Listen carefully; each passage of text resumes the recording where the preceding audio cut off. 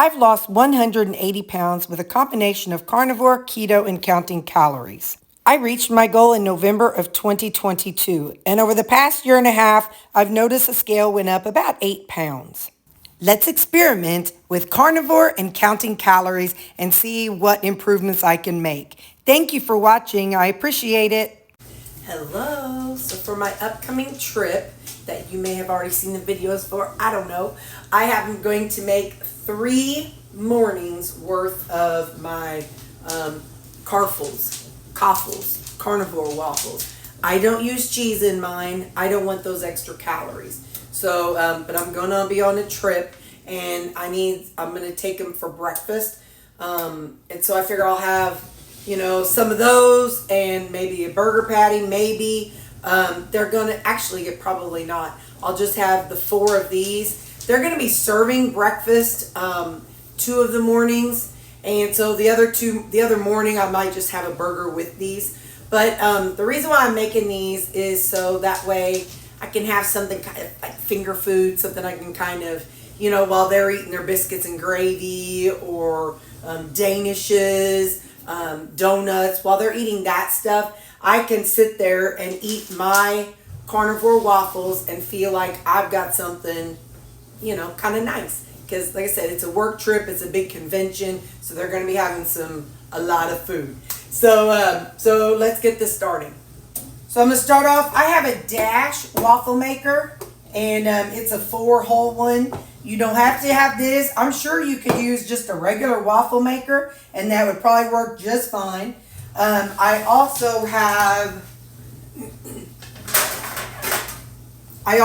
these. I was wanting to try them, but my oven is busy tonight, so in order to get these done for the trip, I don't have time to do it. So the way I start my Caffles is that I take 2 eggs.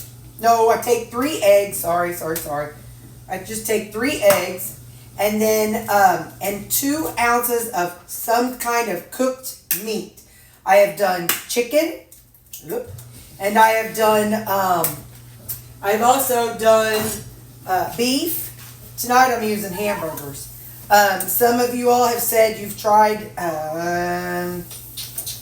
ground sausage, but you want it to be cooked. And so since I have this meat cooked, that's what we're using tonight. So like I said, we're going to do 3 days worth. So, and it doesn't really matter the texture because I'm about to puree it up.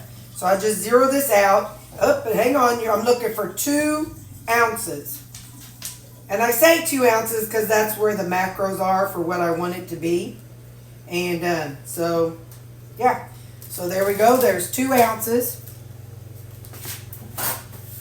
And, I forgot the little bzzz. So hang on, I'll just be right back.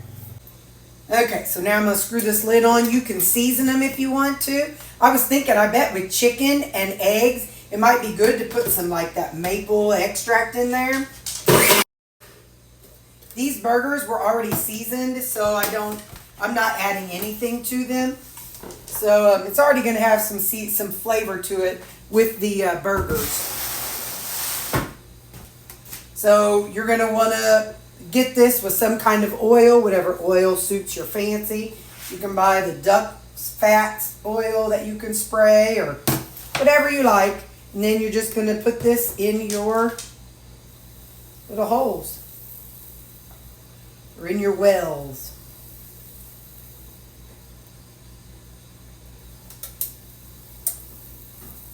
So the first morning of the convention, they do not serve breakfast at all. So I will definitely be having these and some burgers. At least 1 burger, maybe 2, I have no idea. But they are going to serve a big lunch. But this way, I'm not going to be sitting there watching everybody do their thing and me feel like, oh, poor pitiful me, I'm missing out on stuff. So, all right, so now it's going to get tricky, but now we close it.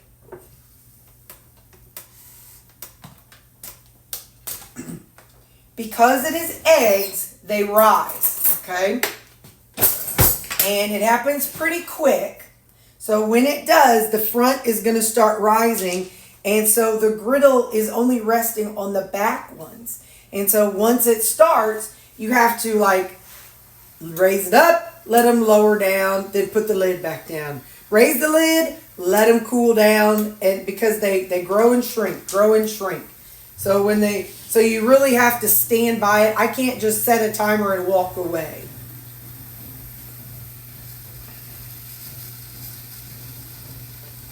Like it's starting it right now.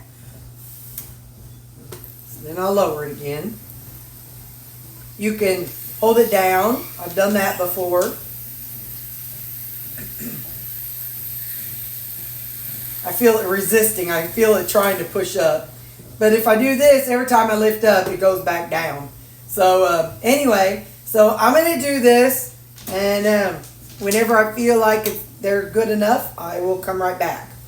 I just want you to see how the dark ones are already dark, or the back ones are already dark and the front ones are not. It's because, you know, they are constantly against the top griddle where the front ones are not. Somebody had mentioned that they felt like theirs was really dry. They are dry. I mean, I don't know. Bread is dry to me, so it doesn't bother me any. But somebody was saying that they felt like it was so dry they were kind of choking on it. I don't know. To me, that's how toast is, except toast hurts my mouth. But anyway, so it's definitely drier than bread. But I'm not making bread. I'm making eggs and meat. You know what I mean? So in the meantime, I'm going to crack 3 eggs in here while this is finishing up. And you don't have to flip it if you don't want to. I just like to flip it because then it gives this other side a better chance at staying against the hot griddle. And also, see how it shrinks up? It just it shrivels up. It's funny. Okay, so now I'm going to go ahead and pull them out. And I'm going to plop them on this to cool down. This is good because it keeps them from getting soggy on the bottom. Air is able to circulate on the top and bottom of these. Now I've got my 3 eggs in here. But what I need to do is get my 2 ounces of ground beef in there. 2 ounces of Begga. So, let me just put this down for a minute. Find my burgers. Get it zeroed out. It's already zeroed out.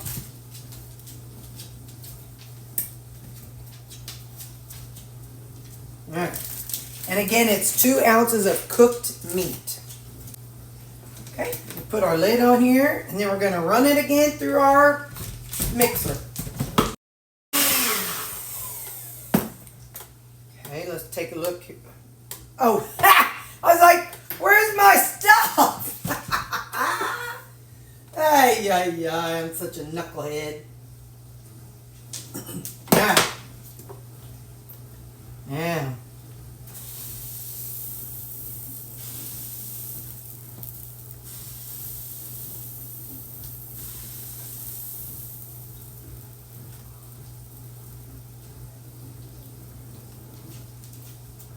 You'll have to do it yourself and get a feel for, for how much you want and, make it fit your macros. We're all on different journeys and have different needs, so you just make it fit whatever your needs are.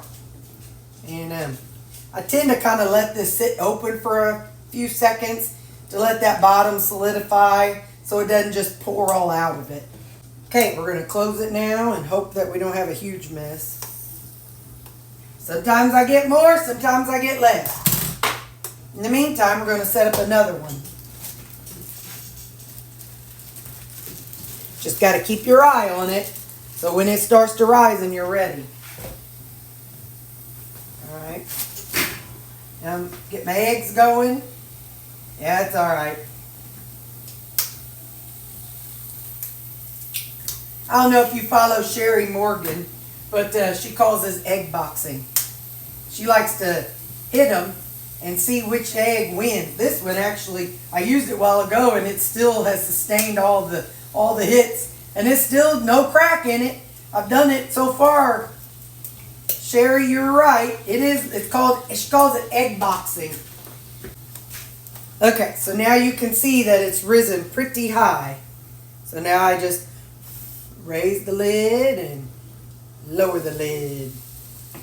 In the meantime, I'm going to go ahead and puree this up, and I'll see you whenever these are done. Okay. I'm going to go ahead and flip them. I think it might be a little early, but... And like I said, they fluff up real good, but as soon as you take them off that heat, man, they shrink up real fast.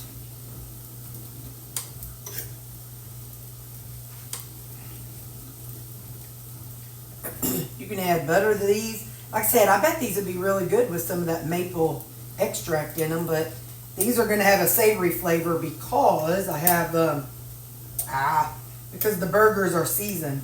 Like I said, I bet if you use chicken and you use some maple flavor, that would be pretty darn good. Again, used cooked meat. All right, I'm going to get this one done and then this batch done, and I'll show you that they're done. All right, let's go ahead and pull them again, or pull them. And like I said, they're not going to be crispy. They're not going to be hard like actual waffles. Well, mine aren't. I would love for one of you all to try to cook them long enough and see if you get yours to be like a regular waffle. I don't like that, or I say regular waffle, like a crispy bun. I don't like that crispy bread texture. So I don't want mine that way. But I know several times people have asked me. I know you can toast them. But anyway, so my preferred texture is just soft and floppy. But they will stiffen up. See? That one's been cooling. So let it cool and you'll see the difference. All right, hang on. Might as well let you see me do this last one. I do a little bit in each one just so I can kind of gauge how much stuff is left. Because it's funny, sometimes I accidentally get a little bit too much meat, or sometimes an egg has more in it than the other. And so sometimes it overflows like that last one did, and sometimes it doesn't. So it just kind of varies per batch, to be quite honest. Like I said, I'll just hang this open. But yeah, so here's a hot one, and here is a cool one. Here's a cool one. I'm trying to show you different sizes. So they as they cool down, they dry out and stiffen up. So, all right, wish me luck. Used to. Now, I do not get full by eating these as much as I get full by eating 3 burgers. I used to take 2 burgers to work and 4 of these waffles with me to work. And that was my lunch. So this is how I did it. I would take a burger.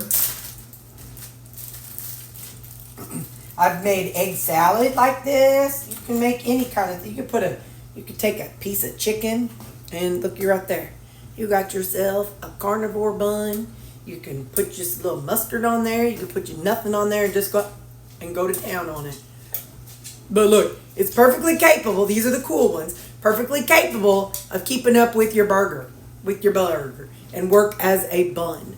So again, you could try using those little the muffin top pans. I have not used them because because my oven's going.